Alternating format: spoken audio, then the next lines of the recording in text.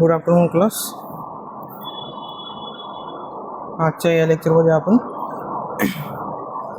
Continue करणार आहे मागच्या एमिशनचा टॉपिक. यामध्ये आपण फेरेंजायटिस, टॉन्सिलायटिस, लॅरेंजायटिस आणि या डिसीज कंडिशन बघणार आहे. तर पहिली आहे फेरेंजायटिस. फेरेंजायटिस म्हणजे काय बघा. Pharyngitis often simply refers to as a sore throat. Sore throat होतं म्हणजे pharyngitis is a inflammation of the pharynx. फॅरिसमध्ये इन्फ्लामेशन होतं. The portion of the throat that lies just beyond the back of the roof of the mouth and stretch to the Adam apple called pharynx. It is usually occurs when the virus or sometimes bacteria from the cold, flu or sinus infection involving the throat. तर pharynx कुठं असतं? Beyond the back of the roof of the माउथच्या beyond असतं, back साईडला. आणि जे stretches झालेला पुढचा पार्ट आहे तो अडम ॲपल, त्याला आपण अडम ॲपल बोलतो. तर हे जे फेरेंजायटिसला इन्फ्लामेशन किंवा इन्फेक्शन होतं ते कसं होतं? मोस्टली व्हायरसमधून होतं किंवा समटाईम्स बॅक्टेरियामधून होतं. ठीक आहे. The pharyngitis appears in 3 forms: non executive, executive and ulcerative. तर पहिले non executive pharyngitis. Although group A streptococci may cause non-exudative pharyngitis, viruses are by far the most common causative agents of this group. ह्या टाईपमध्ये काय होतं? जे group A streptococci bacteria आहेत त्यांच्यामुळे non एक्झिडेटिव्ह pharyngitis होतं. देणे exudative pharyngitis. The group A streptococci is the most common bacterial cause of the exudative and non-exudative pharyngitis. जे ग्रुप एचे स्ट्रेप्टोकोकाई बॅक्टेरिया आहेत ते मोस्ट कॉमन बॅक्टेरियल कॉज करतात. कशामध्ये? एक्झिडेटिव्ह आणि नॉन एक्झिडेटिव्हमध्ये. देणे beta haemolytic streptococci in a group C आणि G have also been associated with the exudative pharyngitis and tonsillitis. आणि जे बीटा हिमोलॅटिक स्ट्रेप्टोकोकाई आहेत त्याच्यामधले सी आणि जी ग्रुपमधले ते कशाला असोसिएट करतात? एक्झिक्युटिव्ह फेरेंजायटिस आणि टॉन्सिलायटिसला. देणे अल्सरेटिव्ह फेरेंजायटिस. देन नेक्स्ट आहे अल्सरेटिव्ह फेरेंजायटिस. तर अल्सरेटिव्ह फेरेंजायटिस कशामुळे होतं? Coxsackie virus A and herpes virus are the most common cause of the ulcerative pharyngitis. हे दोन्ही व्हायरसेस मोस्ट कॉमन कॉजेस आहेत कशाचे? अल्सरेटिव्ह फेरेंजायटिसचे. Vincent angina due to the Fusobacteria and poor oral hygiene may also cause the ulcerative pharyngitis. Poor oral hygiene मुळे पण ulcerative pharyngitis होतं. With the malaise and low grade fever. The most common finding is the ulcerative tonsillitis ulceration with the gray neurotic membrane. जे mouth येते, माउथचे membrane आहेत ते green कलरचे होतात. हे फाइंडिंग आहे त्याच्यामधलं अल्सरेटिव्हमधलं.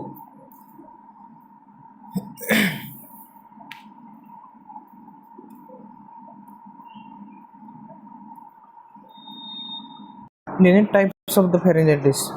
फेरेंजायटिसचे किती टाईप्स आहेत? 2 आहेत, ॲक्यूट आणि क्रोनिक. तर ॲक्यूट फेरेंजायटिसमध्ये काय बघा, is a common and usually cause by the virus infection.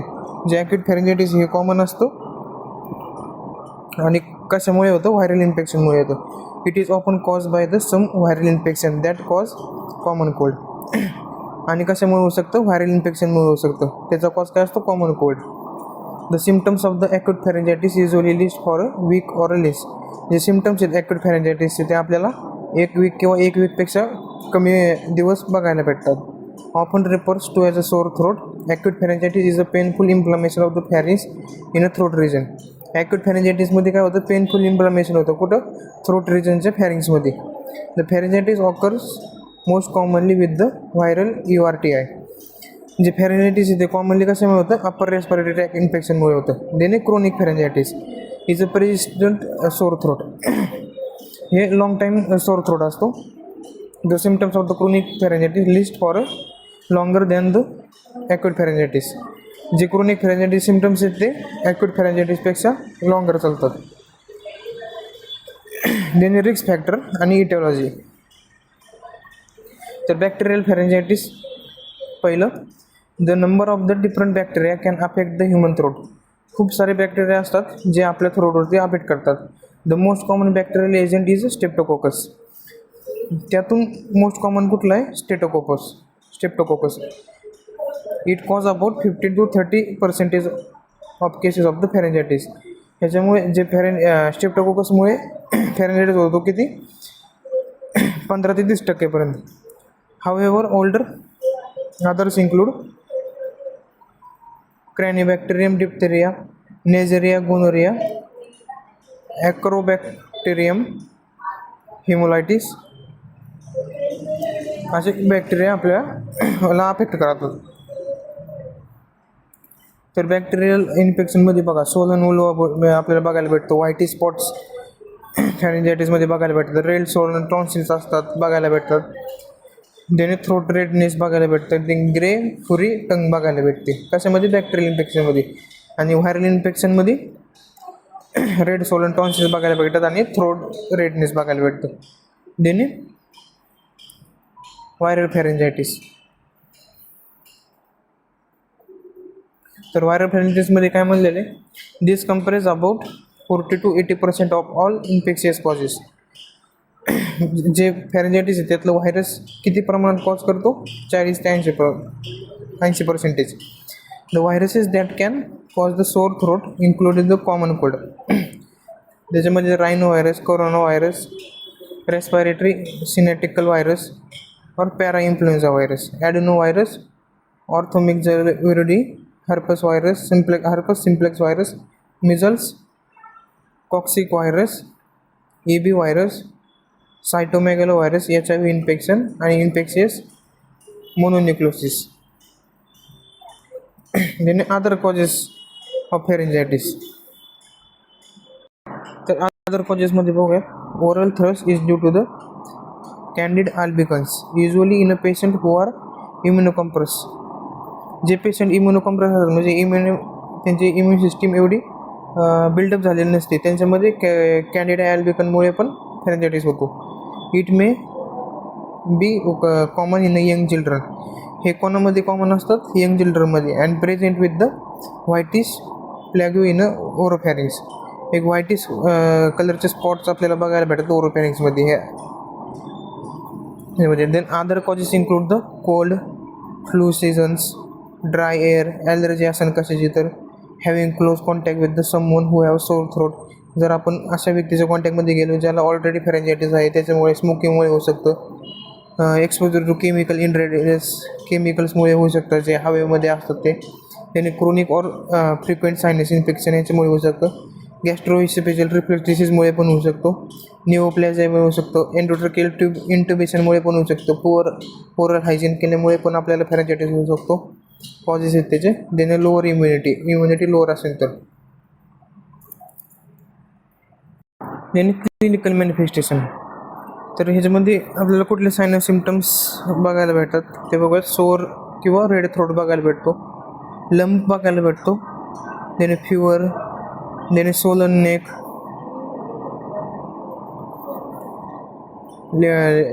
लिम गॅड बघायला, हेडॅक किंवा इयर रॅच म्हणजे कानामध्ये पेन, ब्रिथिंग डिफिकल्टी बघायला भेटते. सोलन ग्लँड बघायला भेटतात. टेंडर नेक लिम्फ ग्लँड बघायला भेटतात. देन डिफिकल्टी स्पीकिंग बघायला भेटते. पेन इन सॉल्विंग, डिस्फॅजिया, त्यालाच पेन इन सॉल्विंग बोलतो आपण. Then difficulty in swallowing, difficulty in speaking, हे सगळं बघायला भेटतं. Then diagnostic evolution. आपण डायग्नोसिस कसं करणार? द थ्रोट्स ऑफ कल्चर करणार आपण. Lateral neck film should be taken in a patient with a suspected epiglottis और airway compress. Soft tissue neck CT should be used if concerned for abscess or deep spaces infection exit. आपण जे soft throat culture करणार किंवा CT scan करणार नेकचे. त्यांनी management कसं करायचं? Antibiotic therapy, corticosteroids, then antifungal agents आणि पेन मेडिकेशन हे मेडिकल मॅनेजमेंटमध्ये. तर बघूयात आपण. तर अँटीबायोटिक थेरपीमध्ये आपण काय काय प्रोव्हाइड करणार? The pharyngitis cause by the virus clear up on its own. जे व्हायरसमुळे जे फेरेंजायटिस झालेलं आहे ते क्लिअर होतं त्याच्या सेल्फ हिलिंगमुळे आणि antibiotics not effective against the viral infection. जर व्हायरल इन्फेक्शनमुळे फेरेंजायटिस झाले असेल तर अँटीबायोटिक्स काम करत नाहीत त्या ठिकाणी. Antibiotics are prescribe for the pharyngitis cause by the bacteria. ज्या फेरेंजायटिसमध्ये बॅक्टेरियामुळे कॉज झालेला असतो त्या ठिकाणी आपण अँटीबायोटिक्स प्रोव्हाइड करतो. त्यामध्ये Penicillium he drug of choice in a patient who R सॉलो pills. त्यानंतर पेनिसिलिन देऊ शकतो आपण पेशंटला, अमोक्झिसिलिन देऊ शकतो.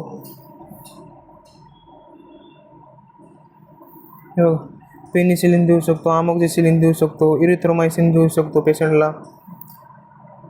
त्याने ॲझिथ्रोमायसिन आपण पेशंटला प्रोव्हाइड करू शकतो. सेफॅलोस्पोरिन्समध्ये काय काय सिपॅक्झाईन, क्लिंडॅमायसिन, सिपॅक्ट्रेझोन अँटीबायोटिक्स हे प्रोव्हाइड करू शकतो. त्याने जर हे करून पण the antibiotics treatment must be started within the 9 days after the onset of the acute illness and continue for 10 days. 9 दिवसपर्यंत द्यायची आणि जर तरी पण नसेल थांबत तर 10 दिवस पण कंटिन्यू करायची treatment.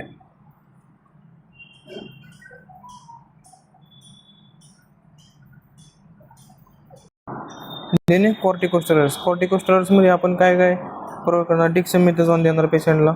प्रिडिनिसॉन are use in airway obstruction जर झालेला असेल तर हे 2 मेडिकेशन प्रोव्हाइड करणार. Then they should be use selective patient with the significant सॉलोइंग.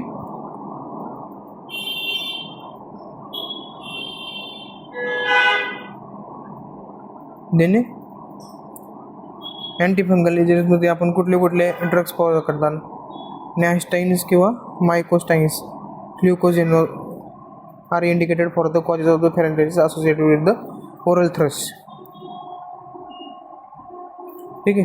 The pen मेडिकेशनमध्ये कुठले OTC लास्ट लेक्चरमध्ये सांगितलं होतं.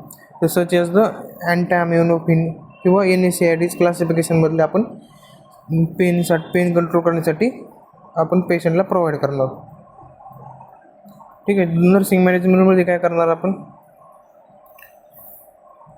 त्या नर्सिंग मॅनेजमेंटमध्ये आपण इन्क्रीज फ्लुइड इंटेक करणार पेशंटला आपण जादा प्रमाणात पाणी किंवा ज्यूस किंवा हे लिक्विड आयटम्स इंटेक करायला सांगणार. Gargle with the warm salt water, खारा मिठाच्या पाण्याने आपण पेशंटला गुळणे करायला सांगणार दिवसातून 2-3 वेळेस. त्याने पण फेरेंजायटिस इन्फेक्शन कमी होऊन जाईल. यूज हनी अँड लेमन, आपण हनी अँड लेमन यूज करायला सांगणार डाएटमध्ये. त्याने सकॉन थ्रोट लोन्झिन और a hard candy. This isn't necessarily smoothing in itself, but it does stimulate the saliva production which bath and cleanses throat. तर कॅन्डी सक करायला सांगणार म्हणजे कॅन्डी देणार पेशंटला. त्याच्यामुळे काय होणार, सलावाचं प्रोडक्शन होणार आणि जो आपला फेरेंजायटिस तो मॉइस्ट राहणार. ह्युमिडिफायर एअरमध्ये आपण पेशंटला राहायला सांगणार. जर पेशंट स्मोकिंग वगैरे करत असेल तर आवड स्मोकिंग करायला सांगणार. देणं पेशंटला आपण जास्त बोलायला सांगणार नाही, त्यालाच रेस्ट ऑफ द व्हॉइस म्हणतो. देणे प्रिव्हेन्शन कसं करणार आपण या फेरेंजायटिस इन्फेक्शनमध्ये. तर बघूया. The best way to prevent the illness is also one of the simplest. Frequent throughout the hand washing. Alcohol based hand cider are excellent alternative to hand washing, particularly when soap and water isn't available. However, it is not necessary to use antibacterial soaps.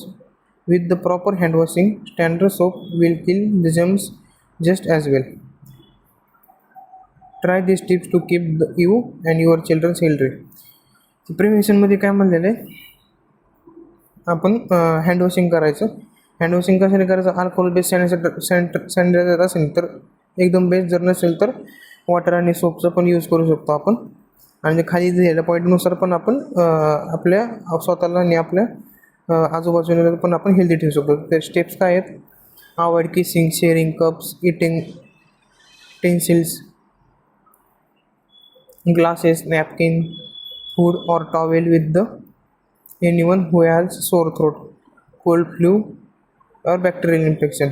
ज्या कोणाला पण cold असेल, flu असेल किंवा फेरेंजायटिस infection झालेलं असेल किंवा bacterial infection, त्यांच्याबरोबर किसिंग करणं अवॉइड करायचं आहे. त्यांच्याबरोबर आपले जे डेली यूज होणारे मटेरियल्स आहेत ते शेअर करणं अवॉइड करायचे आहे. Wash hands frequently. आपले हात आहेत ते वारंवार वेळोवेळी धुतले पाहिजेत. अवॉइड टचिंग पब्लिक फोन्स और ड्रिंकिंग फाउंटन्स विथ युअर माउथ. जे पब्लिक होल्स आहेत त्यांना टच करणं अवॉइड केलं पाहिजे, आणि जे ओपनली जे नळ पाणी पिण्याचे नळ वगैरे असतात ते डायरेक्टली तोंड लावणं बंद केलं पाहिजे, अवॉइड केलं पाहिजे. रेग्युलरली क्लीन टेलिफोन्स, रेग्युलरली आपण टेलिफोन्स क्लीन केले पाहिजे. टी व्ही रिमोट्सला क्लीन केलं पाहिजे, कॉम्प्युटर कीबोर्ड्सला क्लीन केलं पाहिजे with the sanitiser. Avoid close contact with the people who are risk.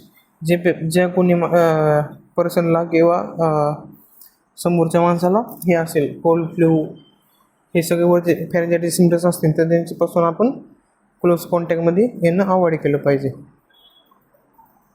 देणं नेक्स्ट आहे stay indoor as much as possible on high pollution days. जर पोल्युशन ज्या दिवशी जास्त असतं त्यावेळेस आपण घरीच राहणं प्रेफर केलं पाहिजे. स्मोकिंग नाही केली पाहिजे आणि avoid exposure to second hand smoke.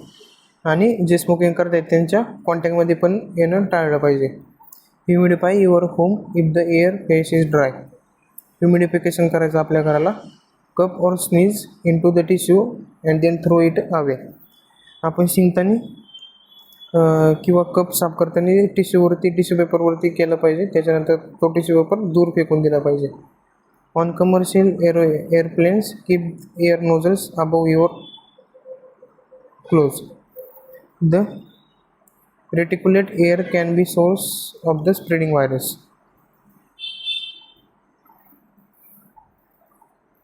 तर यावरचे क्वेश्चन आहेत, यू कॅन ट्राय. देणे टॉन्सिलायटिस.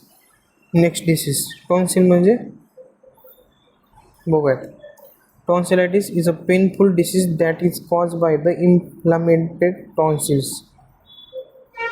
टॉन्सिलायटिसमध्ये काय होतं, इन्फ्लामेशन होतं. कसं पेनफुल, कुठे, टॉन्सिल्समध्ये.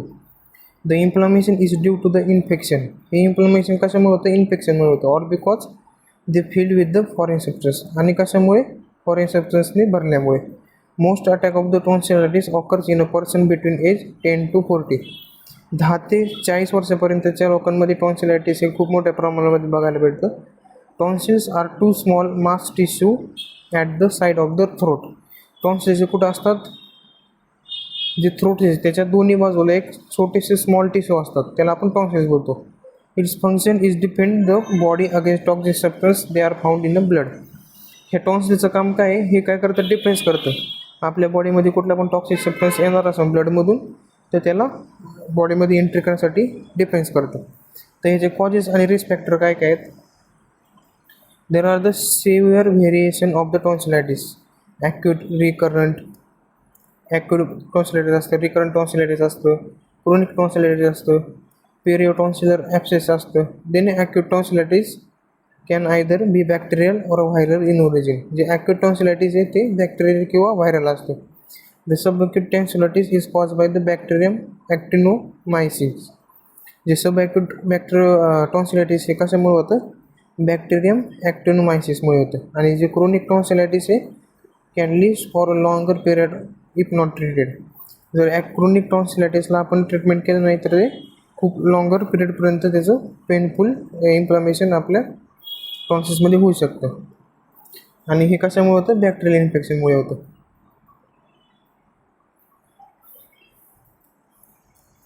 तर some important causes of the tonsillitis include. ते कॉजेस आहेत काही काही इम्पॉर्टन्स ते बघायला. आता स्टेप्टोकोकाय और ग्लॅन्डुलर फीवर बघायला भेटतो. when the tonsillitis is caused by the bacteria, the most common type of the bacteria that cause tonsillitis are group A beta streptococcus.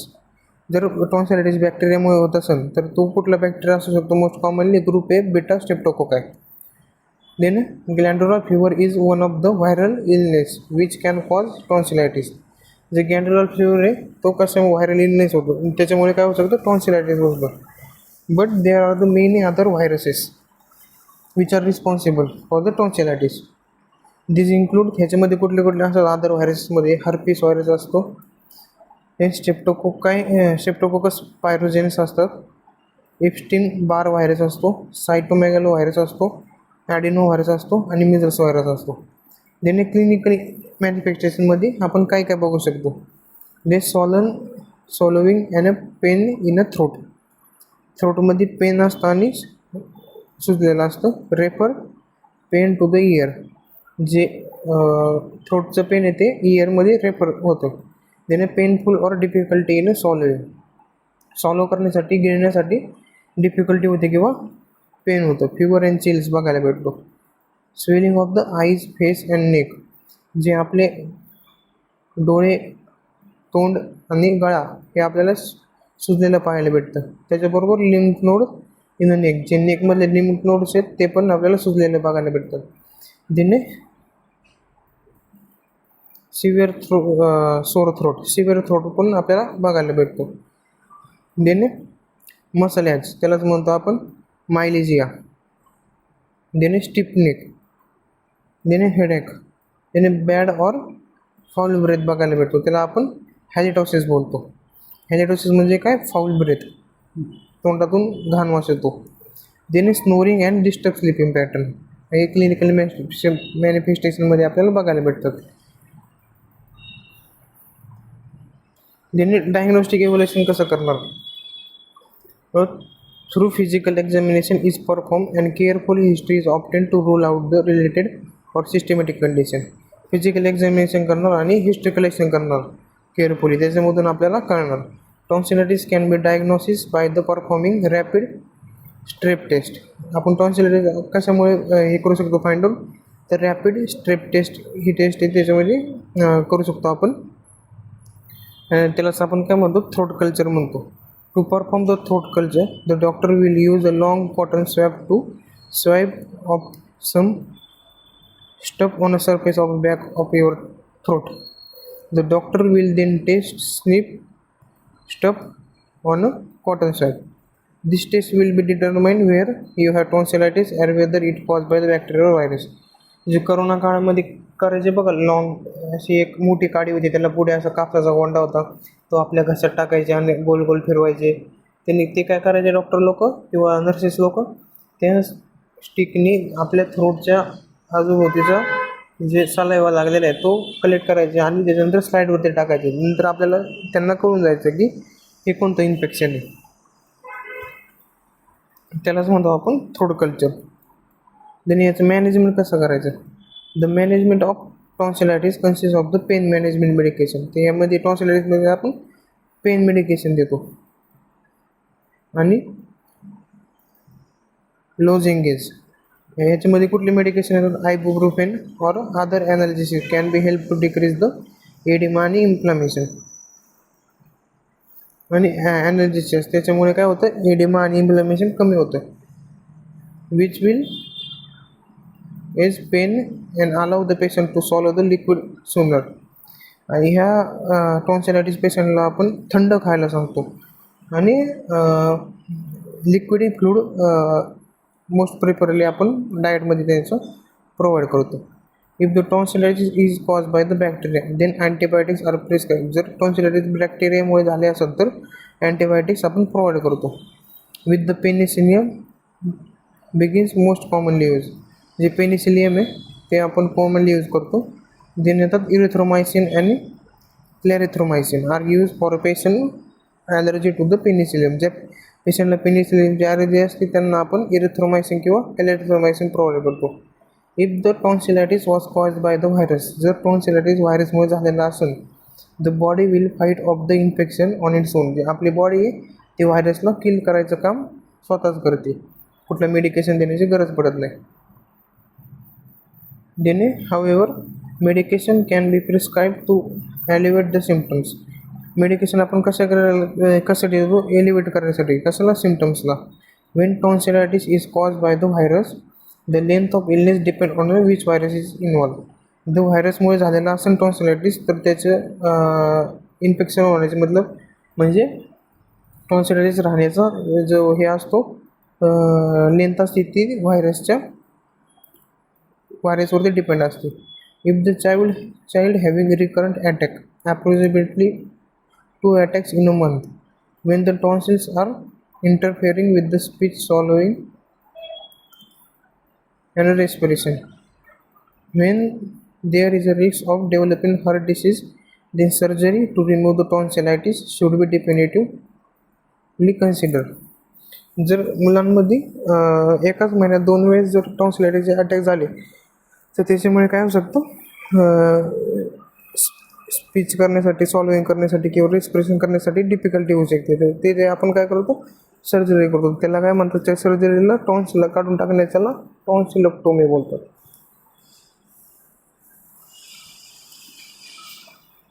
Next home remedies for a tonsillitis. तर घरी आपण कुठल्या केअर प्रोव्हाइड करणार टॉन्सिलायटिसच्या पेशंटला घरी असताना? The first thing to do detoxification. Drink orange juice और olive. Eat plenty green vegetables and fresh fruit. आपण पेशंटला कुठला ज्यूस देणार? ऑरेंज ज्यूस आणि हिरव्या पालेभाज्या आणि फ्रेश फ्रूट खायला लागणार. Take aspirin if you and adult. Aspirin कधी घ्यायचं? जर तुम्ही अडल्ट असाल तर. देणे ॲक्टिनोफेन इफ युअर चाइल्ड. जर चाइल्डमध्ये असेल टॉन्सिलायटिस तर कुठलं drug? Acetaminophen in which helps to numb the throat. एखादा नमनेस करतात थ्रोटमध्ये. Just hydrated by drinking lot of water. पेशंटला भरपूर प्रमाणात पाणी प्यायला सांगायचं, त्याच्यामुळे पेशंट हा हायड्रेटेड राहतो. जे ड्रिंक आईस ब्रिव्हरेज. थंड ब्रिव्हरेज प्यायला सांगायचे. And suck. त्याने frozen liquids help numb the throat. Frozen liquids पण काय करतात? नम करतात. कशाला? थ्रोटला. Try hot teas with lemon and clear soup. Hot teas घ्यायचं कशाबरोबर? पण हे लेमन हनी बरोबर. Then get plenty of rest and avoid cigarette smoke and other irritates.